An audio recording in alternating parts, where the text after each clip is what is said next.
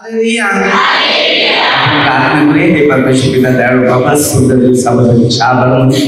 मान परमेश्वर आशीर्वादी परमेश्वर तुमच्या वचनात सांगणार प्रत्येकाला सहाय्य ही प्रार्थना आम्ही आमच्या प्रभू येशूच्या नावाने करतो. हालेलुया. मनुष्य हसता असतो तेव्हा त्याला शांती दिसते. जो हसत नाही तो मनुष्य चिंता माझं डोकं दुखते माझ्या समोर. कारण मी थोडा उन्हात वाडीमध्ये फिरतो, झाडाला पाणी घाला आणि मला उन्हामध्ये परमिशन नाही देवाच्या गोष्टी कार्यासाठी, प्रचारासाठी, सुवार्थेसाठी, पण जागतिक गोष्टीसाठी. कारण एकूण चर्चासाठी जगाची मैत्री देवाबरोबर होईल. म्हणजे कुठल्या उद्योगामध्ये देवानी आपल्याला निवडलं नाही. प्रचार हा सगळ्यात मोठा उद्योग आहे. परंतु मग लोकांसाठी प्रार्थना केली की किती लोकांची डोकी दुखतात जरा एकदा त्यामुळे तुमच्या लोकांसाठी प्रार्थना केली. प्रभूने माझं डोकं शांत ठेवलं, एकदम थंड गार सारखं ठेवलं. किती लोकांचं तसं झालं जरा बघा. तर अशा गोष्टी तुम्हाला परमेश्वर वचनात सामर्थ्यात अभिषेकता हा परमेश्वर. जेव्हा आपलं लक्ष देवापासून दुसऱ्या गोष्टीकडे असते त्यावेळेला आपल्याला ते आजार दुःख ही उत्पन्न होतात. आणि हा प्रश्न जो आहे तो आपल्याला पहिलं वचनानुसार सुरुवात करायची. याकूब 4:4 मध्ये त्यांनी दिले नाही काय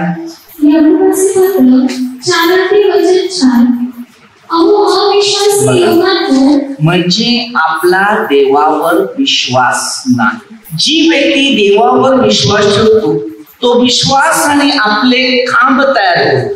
हे बायबल असं शिकवते ना, हे सगळं माणसाच्या जीवनामध्ये जर जगायचं असेल तर याच्यावर पहिला विश्वास ठेवावा.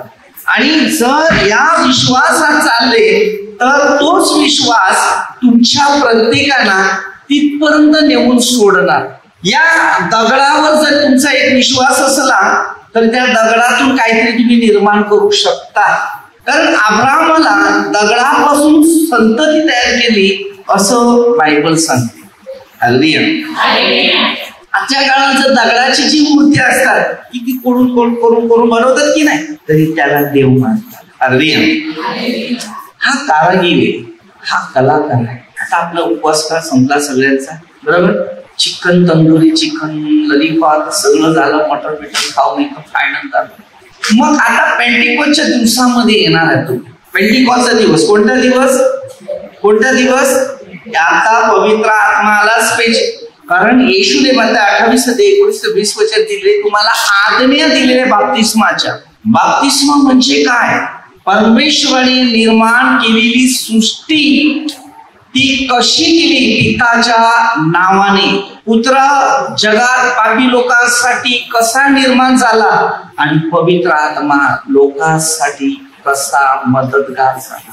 नुसतं असं बोलतात पिताच्या, पुत्राच्या, पवित्र आत्म्याच्या नावे आमेन, बस झाला आपला बाप्तिस्मा. बायबलचं शिक्षणाच्या पूर्ण अपोजिट शिक्षण आपण दुनियात घेतात. हे शिक्षण बाप्तिस्मा घेतल्यानंतर प्रचारिक स्वार्थिक गोष्टी. आता योहानाचा बाप्तिस्मा कोणी केला समजलं? योहानाचा बाप्तिस्मा कोणी केला? जुन्या करारात बाप्तिस्मा कोणी केला?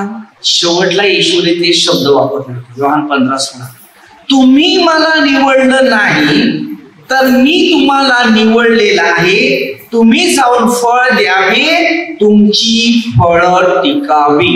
मी हमेशा एक वचन हमेशा तुम्हाला देत असते, म्हणते 5 वाट. तुमची सत्कर्म पाहून परमेश्वराची गौरव. हर एक व्यक्ती प्रभूच्या वचनात, शिक्षणात, मार्गात आणि नियमात चालतो ना, तो पूर्ण चालतो ना, तेव्हा तो पवित्र आत्म्याने चालतो. बाप्तिस्मा म्हणजे पवित्र आत्म्याची देणगी. पिता कोण होता, पुत्र कोण होता आणि पवित्र आत्मा कोण होता? आता योहान जो पाण्याने बाप्तिस्मा करत होता म्हणजे स्वच्छाई, पश्चातापासाठी स्वच्छाई, अपवित्रता. जी व्यक्ती अपवित्रता आहे ना त्यांना स्वच्छ करण्यासाठी पाण्याची गरज होती. राजे दुसरे 5मध्ये जर बघितलं, एक नामान नावाचा मनुष्य आहे. अलिशा संदेशाने त्यांना एक मार्गदर्शक केलेला आहे. हालेलुया. त्यांनी एक मार्गदर्शक केलेलं आहे. त्याला काय वाटलं की दुखण्यात हात ठेवले म्हणजे बरे होती. येशूचा शब्द तेच. मार्क 16:15. हालेलुया. अखेरची आज्ञा आहे ती त्याची. येशू ख्रिस्ताच्या काही गोष्टी अशाच.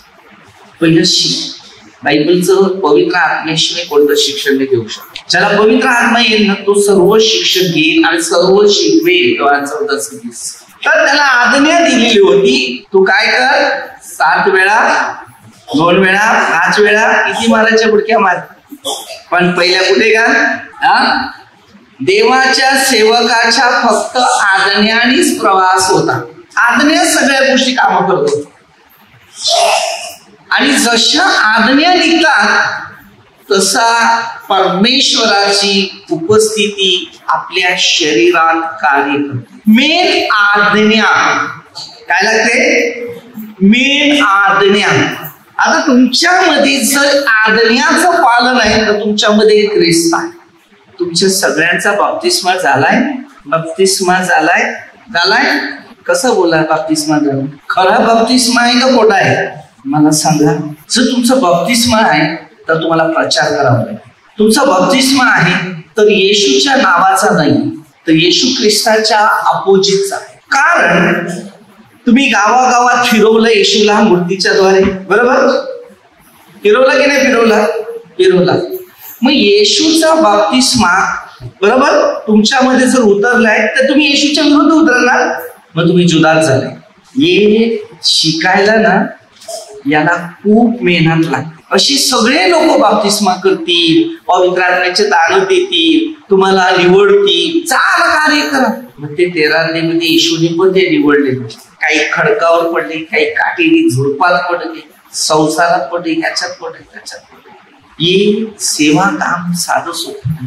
मग ते 16:24 मध्ये स्वतःला कष्ट करावे लागतात जर देवाने आपली निवड केली. हालेलुया. हे सत्य नाही तुमच्याकडे. हालेलुया. हे सत्य मिळवायला आपली कर्मात शेवटला तुम्हाला शेवटचा हिसाब काय मिळेल माहितीये का? तुमची कर्म. आणि हेच कर्मानेच मनुष्य नीतिमान होते. माझी कर्म.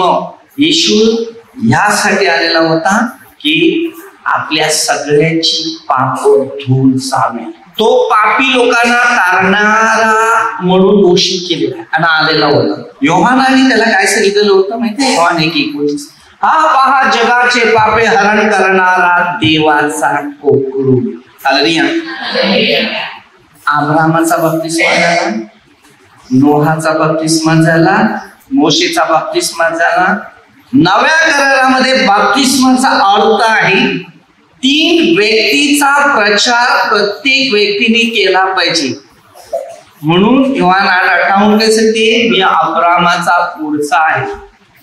इकडे करा 13:8. काल, आज आणि मी युगानुयुग सांगतो. जेव्हा देव निवडून मग ते 17 मध्ये किंवा लोक 10 मध्ये किंवा मग ते 10 मध्ये शिष्याला बनवलं त्यांनी, शिष्याला.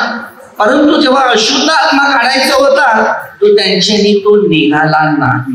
मी येशू त्यांना काय सांगतो? ओहो पुढील पिढीचे लोक. त्याला काय बोललेलं आहे? मी तुमच्या बरोबर कितपर्यंत. नंतर योहान 19:25 पासून पुढे वचन दिले. तेव्हा आपल्या आईला हात दिला, बाई पहा ही तुझी. आणि मुलांनी घेऊन आईला पोहोचवलं कुठे? प्रार्थनेच्या घरात. आणि त्या आईने हे धार्मिक शिक्षण दिलं. आपल्याकडे माऊली आहे पण आई मूर्ती आहे, कुर्ती नाही. म्हणून आपला समाज परमेश्वराच्या दृष्टीत पुढे जात नाही. कारण हे सत्य सगळ्यांना मिळालं नाही. आता 2 संदेश ते शेवटचे म्हणणार. सत्य बोलण्यासाठी त्याला शिक्षा आजच्या काळामध्ये. परंतु सत्यच योहान 8:32 मध्ये दिले की बंधनातून तुम्हाला मुक्त. आम्ही या शास्त्रावर बघून चालतो. मी पण तुमच्यासारखा ख्रिस्ती होता.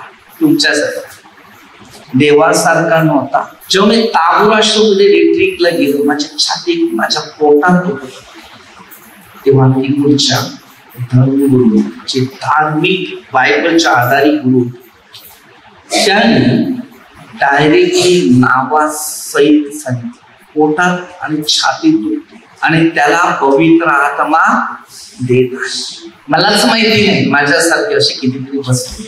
त्याला पण मला पण हे कार्य उभारता बराचसा काळ गेला, बराच काळ गेला. नंतर माझी पूर्ण निवड केली, तेव्हा हे कार्य तेव्हा तिने तुम्हाला शिकवलं. तुमच्यासारखाच होता मी, पौल पण सांगतो, मी पण तुमच्यासारखा, मी पण तुमच्यासारखाच होता, सगळ्यामध्ये मिक्स होता. हल्ली मी माणसात मिक्स आहे, पण कृतीमध्ये मिक्स नाही. देवाच्या दृष्टीने कुर्ती आहे त्यात मिक्स आहे, देवाच्या दृष्टीने कुर्ती नाही त्यात मी मिक्स नाही. सगळ्याशी मी नफरत नाही करत कोणाची.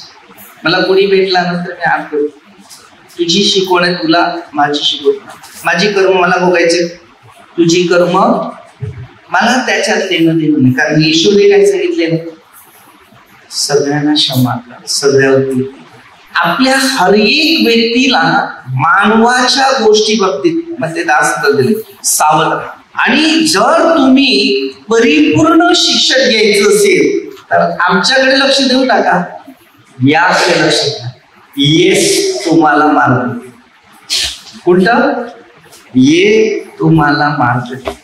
म्हणून 14:6 येशूने लोकांच्या बाबतीत, येशूने लोकांबाबतीत ते सांगितलं, मार्ग सत्य व जीवन मीच आहे. असं येशू बोलतो की मार्ग सत्य, आणि आता येशूच्या मार्गावर जर चालले, सत्याच्या मार्गावर चालले, जीवनाच्या मार्गावर चालले तर जीवन आहे.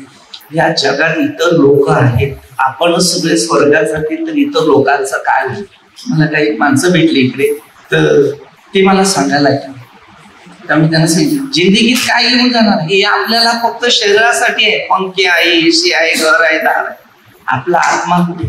तेव्हा तिकडे चोर होता, तर एकाला चोरी करायची सवय होती, तर तो चोराचाच विचार करतो. आणि एकाने निर्णय घेतला, माझी बायको नाही, माझी पोरं नाही, माझे कोण नातेवाईक नाही, मी इथे एकटा लटकलेला आहे, मी यांच्यासाठीच चोरी करत होतो, यांच्यासाठीच मी कष्ट करत होतो, पण मला सोडवण्यासाठी याच्यातला एक पण व्यक्ती. तेव्हा तो सांगतो, याने तर काहीच केलं नाही, आपण तरी काय केलं. त्यांनी आपली पाप पदरी घेतली आणि त्यांनी प्रभूला असा एक शब्द बोलला, तुम्ही जाल तेव्हा माझी. या व्यक्तीचं जीवन परिवर्तन झालं, तिथेच त्याला उचलून स्वर्गाच्या राज्यात. जिंदगीमध्ये आपली कर्म आहेत, कर्म समजलं, आपली कर्म. आज आपल्या कॅथलिक समाजामध्ये बप्तिस्मा अनेक लोक घेतात, दारू प्यायला सोडत नाही. बायबलमध्ये उल्लेख असेल तर त्याने माझ्याकडे यावं ना, मला स्पष्ट याचं स्पष्ट मला शिकवावं, तर मी मान्यता देतो. कारण बप्तिस्मा झाल्यानंतर सर्व वाईट कर्मापासून तो मनुष्य वेगळा होतो आणि देवाचा प्रचार करायला सुरुवात करतो. नाव लेखी नाही, आत्मिक लेखी असतो. आत्म्याचं नवीकरण, त्याला बोलतात नवीकरण. योहान 3:3 मध्ये दिले, इस्रायलचा गुरु होता, इस्रायलचा गुरु, तो शेवटी येशू समोर आला आणि नव्याने जन्माला वाचून कोणीही देवाच्या राज्यात प्रवेश करू शकतो. देवाच्या राज्यासाठी नवा आपला जीवन बनवणं म्हणून हा नवा करा, येशूचा करा, सगळ्यावर प्रीती करा, सगळ्या बाबतीत सावध राहा.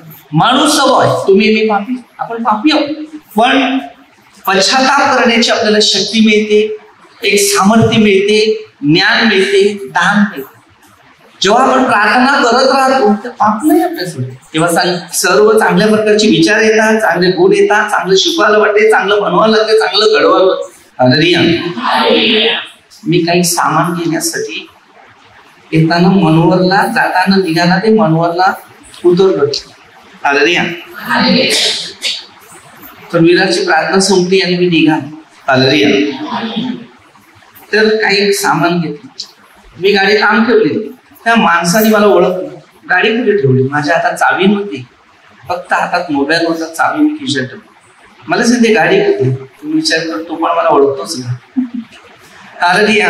कारण जिथे आपण सेवा करतात ना तिथे सगळे लोक ओळखतात. कारण त्या बाजूच्या दुकानात एका माणसाला पावसाळ्याच्या सीझन मध्ये चालत चालत येणारे एवढे मोठे पाय सुजलेले, त्याचे चपला नव्हता, छत्री नाही, पाण्याने भिजत चाललेला, गाडीत बसवला, नेला, छत्री दिली, त्याला चपला दिल्या.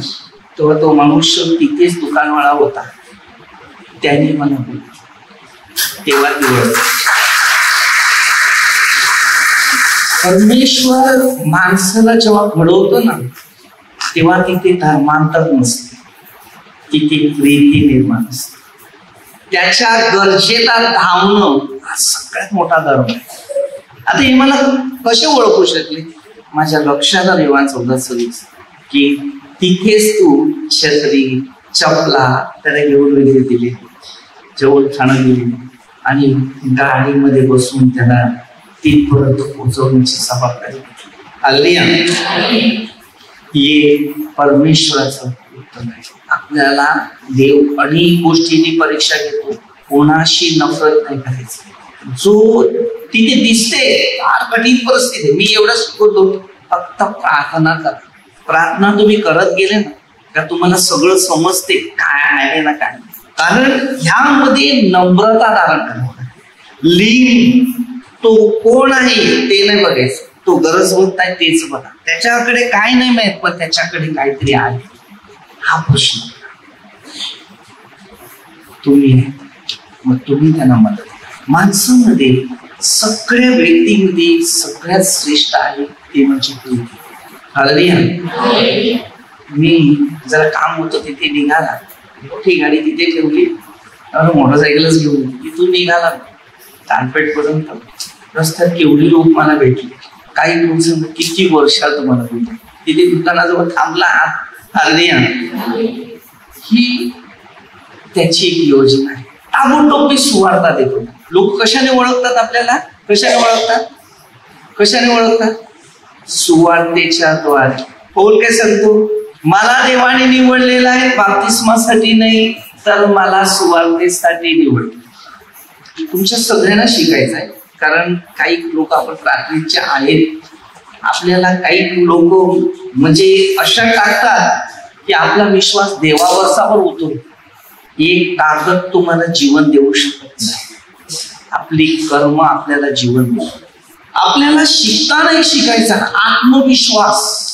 इतर लोक आहेत, हर सभेमध्ये जातात, हर ठिकठिकाणी आपल्या प्रार्थना सभा आहेत लोकांच्या, तिकडे जातात, बिल्डिंग मध्ये राहतात, कोणत्या धर्माचा तो माहिती, सगळे मिळून एकत्र राहतात, हसते खेळते, कर्माने चांगले नीतिमान बनतात, परिचय होतो, एक दुसऱ्याला मदत.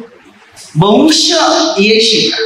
कारण सगळ्या गोष्टी तुम्हाला पटणाऱ्या नाही, कारण पटणाऱ्या व्यक्तीलाच ते पटतात. हालेलुया. आपण काय शिकायचं आहे, पहिला मुद्दा शिकायचा आहे, येशू तो देव. माणूस एकदा जन्माला आहे बरोबर, तेव्हा आईला माहिती नाही तो मुलगा आहे का मुलगी आहे, नंतर बघतात बरोबर. मग त्याने तुम्हाला बघितले ना तर तोच तुमचा सर्व आहे. फक्त त्याच्यावर विश्वास आणि आपल्या प्रार्थना कमी असतात ना तेव्हा पाठीमध्ये शैतान लक्षात ठेवा. तेव्हा तुमची बुद्धी अस्वस्थपणा, तेव्हा आपली बुद्धी काम नाही करत. एशिया 13:11 प्रमाणे. मग आपल्या डोक्याचे अनेक विचार आहेत. मला अनेक लोक काही प्रश्न देतात, मी पण त्यांना प्रश्न देतो.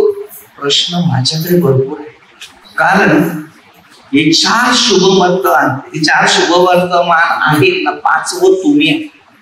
हे तुमच्या कर्माची फळं, प्रेषितांची फळं. ज्यांचा जेवढा बाप्तिस्मा झालेला आहे ना तर तुमच्या नावाचं एक प्रेषितांचे कृत्य म्हणून बनलेलं आहे. म्हणजे तुमच्या नावाचं एक पवित्र शास्त्र बनलेलं आहे. तेव्हा तुमचा बाप्तिस्मा. समजलं? तुम्ही ख्रिस्ती आहेत, तर तुमचं काम आहे ख्रिस्तानी केलेलं कार्य सांभाळायचं. त्याला ख्रिस्त असा नाही म्हणत माझ्या गळ्यात एक क्रॉस आहे, तो नाही. असे मी एकदा बोईसरला सफरचंदच्या दुकानामध्ये, म्हणजे सफरचंद आंबे काहीतरी दुकान होतं, म्हणजे तो गाडी ठेवलेली, तर तो पोरगा त्यांनी स्टाईल मध्ये क्रॉस टाकलेला कुठे कानाला. तर मला बरं वाटलं, कारण आपल्या मुली काहीतरी घालतात अशा मोठ्या रिंगा, कधी कधी कुणी दोरी बांधली तर अशा बैलासारख्या अडकून एवढ्या मोठ्या मोठ्या काही का लावतात. हा मुलाने हे केलं, दरअसल एक मिनिट मी तुझा फोटो काढतो, काढलेला मोबाईल मध्ये काढला, काही काना दाखवलंय बघ, बरं हे बघ कमीत कमी तो तरी तेवढा प्रचार करतो. खरेदी करायचं पहिल्या पत्रामध्ये एक अडलं, ज्याचा नाश होत आहे वधस्तंभाचा संदेश बोलतो, पण लोक काही स्टाईल म्हणून मानतात.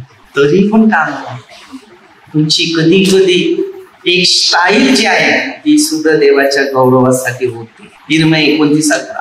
जे काही संकल्प आहे ते चांगल्यासाठीच होतात, वाईटासाठी नाही. संकल्प बनवतात, म्हणून संकल्पाचा अनुभव बोलतात तो पहिला बायबलच्या वचना नियमा शिक्षणानुसार.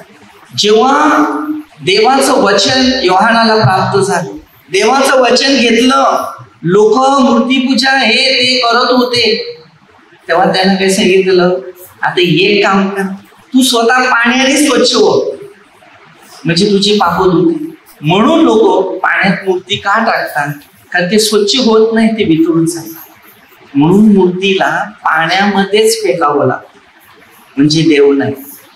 तू पाण्यातून उतरतो तर पाण्यातून उतरत नाही. तेव्हा त्याने सांगितलं, पाण्यातून तुझा बाप्तिस्मा, तो पश्चातापाचा. म्हणजे तुला जाणीव झालं पाहिजे की एका मूर्तीची तू पूजा करणारा व्यक्ती होता, त्याच्यातून आता तू बाहेर उतरलेला आहे आणि आता तू पवित्र आत्म्याने परिपूर्ण आहे. तू मूर्ती पूजा करतो, परत नेऊन पाण्यामध्ये बुडवतो. तुला आता समज आली ना, मग आता मी तुला बुडवलं, तू उठला की नाही, तू पश्चाताप केला की नाही, मूर्ती पूजा करू नको, पाण्यात बुडू नको. आणि याच मुद्द्यावर लोकांची पश्चातापाची बाप्तिस्मा झाली. मग ते तिसरा अध्याय झाला. पूर्वी मूर्ती पूजा करायची लोक आणि नेऊन पाण्यात टाकायची. आज परत ही परंपरा काही लोकांची ती आहे. त्यांना ते कळत नव्हतं की देव नक्की कोणता होता, म्हणून त्यांना पश्चाताप एक देणगी मिळाली, पस्तावा झाला. निर्गम मध्ये जेव्हा तुम्ही दुसरा अध्यायापासूनची सुरुवात केली, निर्गम मध्ये फारोच्या काळामध्ये मूर्ती पूजा होती. परमेश्वराने त्या मूर्तीचं चित्र बनवून दाखवलं. आणि मोशेच्या हातात फक्त काठी दिली आणि काठी घे, वर हात ठेव, मार. चमत्कार. पाण्याचा 2 भाग केले, मानवाला रस्ता दिला. जेवढे मूर्ती पूजा करत होते तेवढे पाण्यामध्येच नाही टिकावला.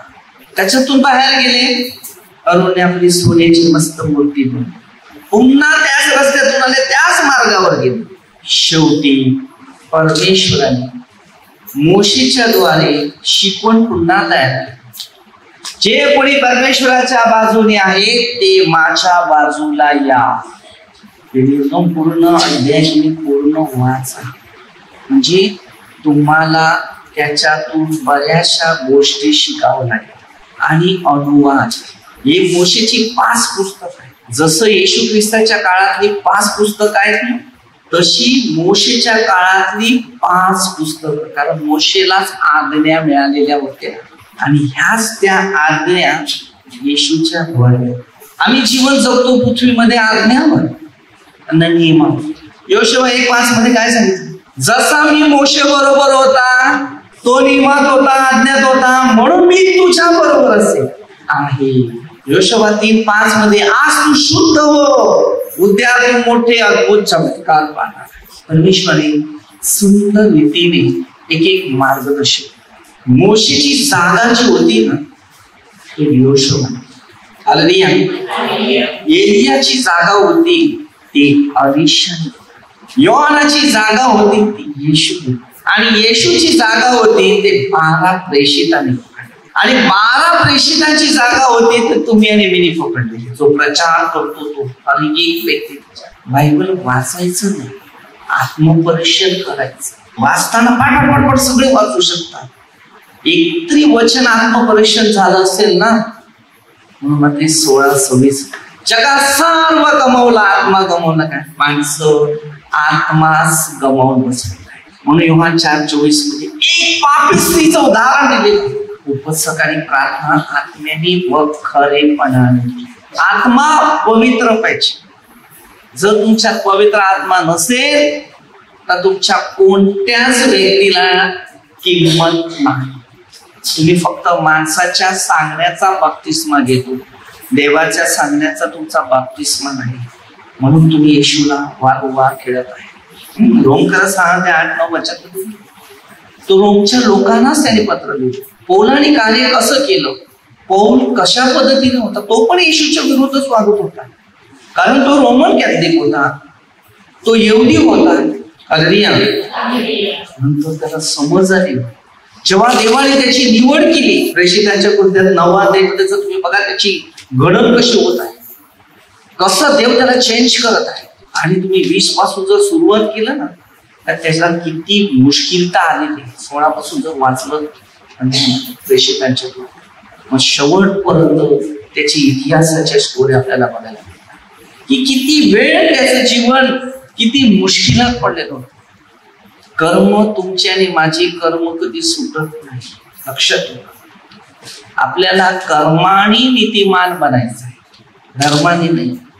म्हणून मी कोणाचा धर्म परिवर्तन करत.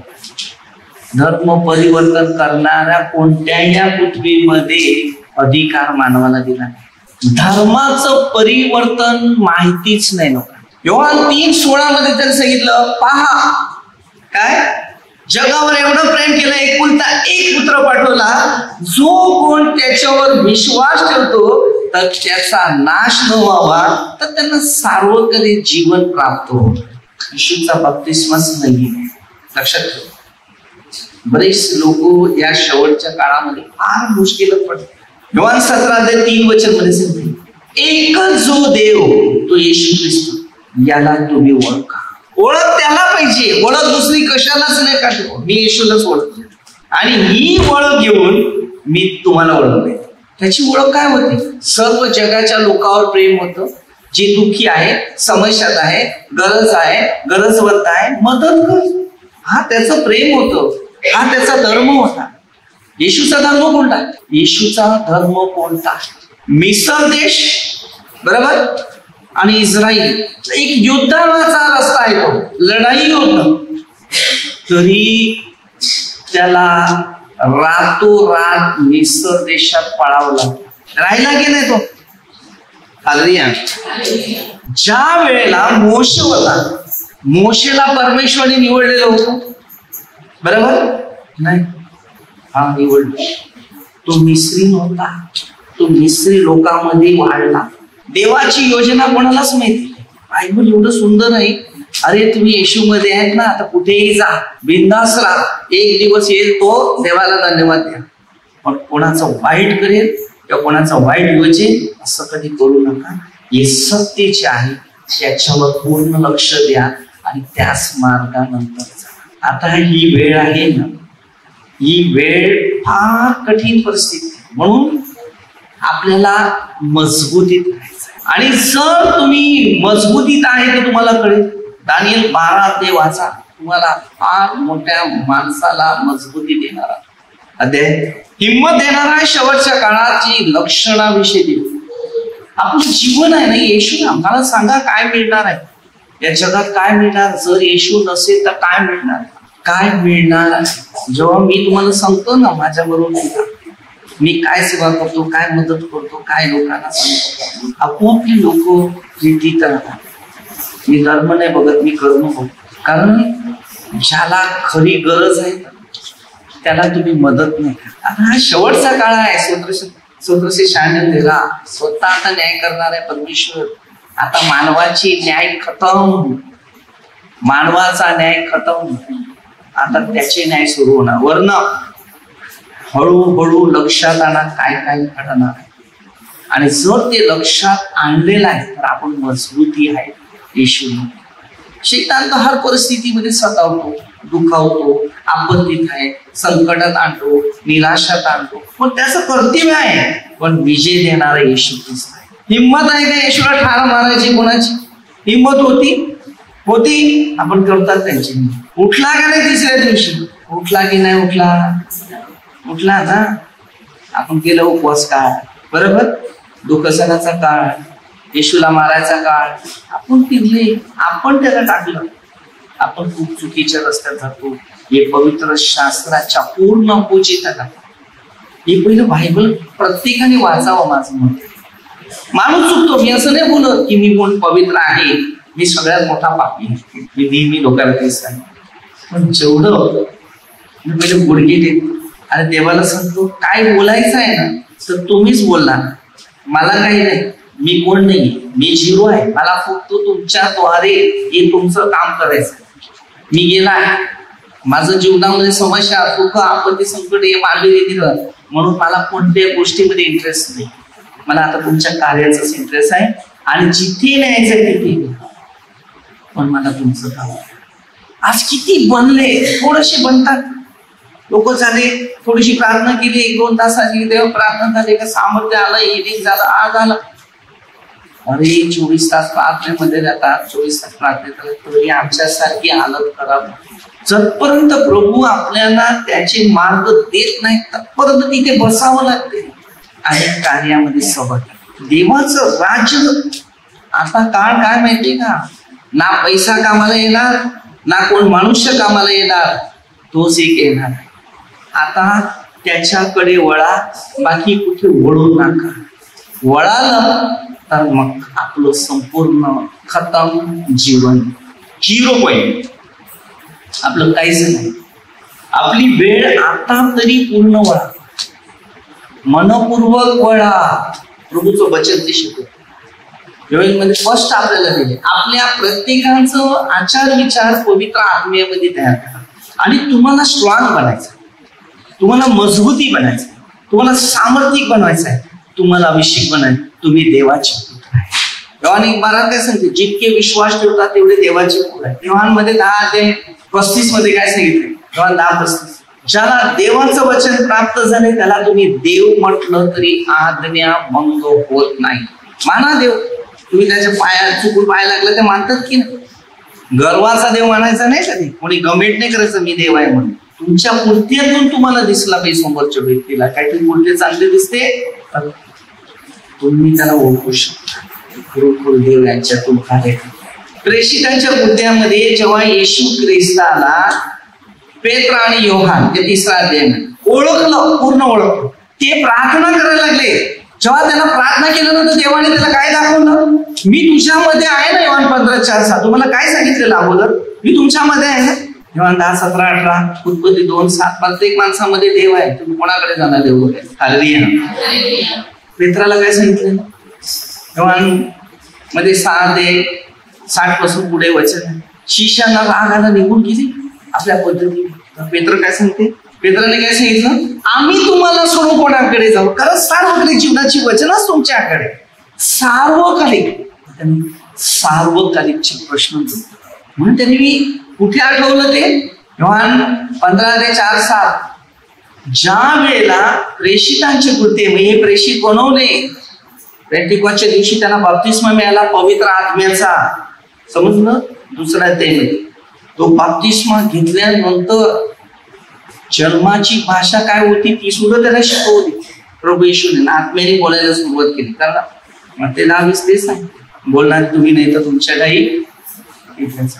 ज्या वेळा पेत्र आणि योहान त्या लंगड्या भिकाऱ्याकडे आणि त्याला काय सांगते? माझ्याकडे सोनं किंवा रुपये नाही, जे आहे ते मी तुला. आणि काय सांगितलं ना? जो नाझरेत येशू त्याच्या नावाने उठ आणि चालायला. आज तुम्हाला माहिती की युट्यूबवर कसं चाललेलं आहे, कोण चुकला ना कारण त्याची सुवार्ता सांगायला सुरुवात. मग त्याचा एक व्हिडिओ क्लिक करायचा, हा चुकला, मग ते 7:1 मध्ये दिले. तुमचे दोष काढण्यात येऊ नये म्हणून तुम्ही कोणाचे दोष काढू नका. रोग करत दुसरा ते तिसरा. आम्ही दोष काढत राहिले तर त्याच्यातनं आपल्याला काय फरक आहे. काही मी अनुभव घेतो, माझ्याकडे काही पाचशे लोकांचे आहेत. मी ह्यांनी असं केलं त्याने, मला वाटते ते बायबल वाचायला केवढा टाइम मिळत असेल माहिती नाही ना. मग ते एवढ्या युट्यूबवर सगळ्यांची एक सर्च करता त्याला केवढा टाइम लागला असेल. तुम्ही कशाला ते बायबल आपल्याला वाचायला दिले ना, वाचा. ही वेळ आता प्रकटीकरण 13 द्यायचे, निंदा करायची वेळ नाही. प्रकटीकरण 12 मी पहिल्यापासून तुम्हाला सांगतो, सैतान आपला काळ थोडा आहे, तो तुमच्याकडे आलाय की तुम्हाला तो बिघडवायचा. आपल्याला करायची गरज नाही. चुकतो ना एखादा माणूस तुम्हाला फसवतो किंवा चुकवतो किंवा मार्गदर्शक नाही चांगलं करत तर सावध करणे गरजेचं. पण निंदानं नफरतनं द्वेष नाही करायचं. काय करायचं ते करू दे, देव बघेल. आम्ही न्यायाधीश नाही की आम्ही न्याय देणारा परमेश्वर. आता ते जगात सगळं न्याय सगळे कट होणार आहे. तो सत्याच्या न्यायासाठी येणार आहे. जिवंताचा मेलेल्यांचा न्याय कराव्यास पुण्याला नाही येणार, आपल्या जवळ येईल. तुम्ही फक्त बोलतात बस, पण इकडे काय ठेवायला जागाच नाही. टाणा टांग गळ्या दागिने दिशेनं फिट करणं सगळं आहे का नाही. म्हणून यामध्ये ठेवायला 1 मिनिटाची जागा नाही. म्हणून मनुष्य समाधानी. हर एक व्यक्ती प्रार्थनेत येणारा माणूस तो उत्साही दिसेल, तो आनंद दिसेल, तो हसता दिसेल. किती आजार काय दुःख आहे, कारण प्रभूचं प्रेम इतकं सुंदर आहे. एकदा या जगाच्या वस्तू पैशा कोणत्या गोष्टीमध्ये प्रेमात पडतात तुम्ही पडा, बांधा नाही मी तुम्हाला सांगितलं, पण एकदा देवाच्या प्रेमात पडा. आणि जो देवाच्या प्रेमात पडतो त्याचं जिंदगी बदलून जाते. जेवढा तुम्ही मानवाचा सल्ला घेणार ना तेवढा माणूस तुम्हाला नुकसानात येणार. सल्लागार असा ठेवा एक धार्मिक व्यक्ती, त्याचा कोणता स्वार्थ नाही पाहिजे त्याचा, की चल माझा काहीतरी त्याचा स्वार्थ उत्पन्न करता येणार त्यामुळे मी त्याला सल्ला देतो. ते सल्ले कामाचे नाही, ते खोटे भविष्य आहे, खोटं जीवन आहे. सल्ल्याला पैसा नाही लागतो, सल्ल्याला मार्गदर्शन, प्रीती लागते, दया लागते, समाधान लागते, सांत्वन करत घाबरू नका, न करा. माणसाला एक हिंमत पाहिजे. तर हे अनुभव आपल्याला बायबलची घ्यायचे. मानवाच्या अनुभवामुळे आपण मत्ते 10:17 माणसाच्या बाबतीत सावध राहा. मत्ते 10:32-33 माणसासमोर तुम्ही त्याला पत्कारलं तर देव स्वर्गात आपल्याला 1 सेकंदाची आपली वॉरंटी गॅरंटी नाही. 1 सेकंदाची. आपला विश्वास कुठे पाहिजे माहिती, बायबलवर. लूक 16:19 पासून सांगते, एक लाजर एक श्रीमंताच्या घराच्या समोर ठेवलेला, तो मेला, त्याला नेण्यासाठी कोण नाही आलं तर देवदूत आले आणि डायरेक्ट स्वर्गात नेऊन सोडला त्याला. कारण त्याचा विश्वास देवावर होता, जो होता त्यात समाधान होता, म्हणून त्याला ती जागा मिळाली. आम्ही समाधानी नाही, आम्ही मानवाबाबतीत समाधानी नाही. म्हणून आपल्या प्रत्येकानं एक पवित्र शास्त्र शिक्षण घेणं, ज्ञान घेणं, वरदान घेणं हे गरजेचं आहे. म्हणून मी नेहमी लोकांना सांगतो, योहान 14:1 मध्ये येशूने ते शिकवलं, तुमच्या अंतःकरण अस्वस्थ होऊ दे, देवावर विश्वास ठेवा आणि प्रवृत्ती माझ्यावर ठेवा. मी नेहमी लोकांना काय बोलतो माहिती, आपलं जीवनात कधी कधी कमजोरता येतो, हा मनुष्य स्वभाव आहे. तेव्हा रिट्रीट करायचे. त्या रिट्रीट मध्ये हळू हळू माणसामध्ये परिवर्तन होते, समज येते. 1 तासात 2 तासात अर्धा तासात कोणत्याच माणसाचं परिवर्तन होत नाही. येशूने लोकांना निवडलं योहान 15:16, पण ते खडकावर पडले ना. शेवटी शिष्याने कार्य केलं विश्वासगती. अशी परिस्थिती आपल्या हरेक व्यक्तीमध्ये तेव्हा येते. तेव्हा त्यासाठी प्रार्थना करत राहिलं ना ती सगळी बंधनं छोटीशी प्रार्थना केली. हे परमेश्वर पिता दयाळू बाबा, सगळं शब्द तुझ्या आम्हाला म्हणतो, मान परमेश्वर तुझ्या वचनात तुझ्या शिक्षणात आम्हाला शिकव, मार्गदर्शक कर, तुमच्या मार्गानुसार तुमची इच्छा पुरी कर. कारण आमचा आत्मा शरीर तुमच्या सर्व मध्ये लोक आमदार सर्व पोलीस ही प्रार्थना येशूच्या नावाने करतो. हालेलुया.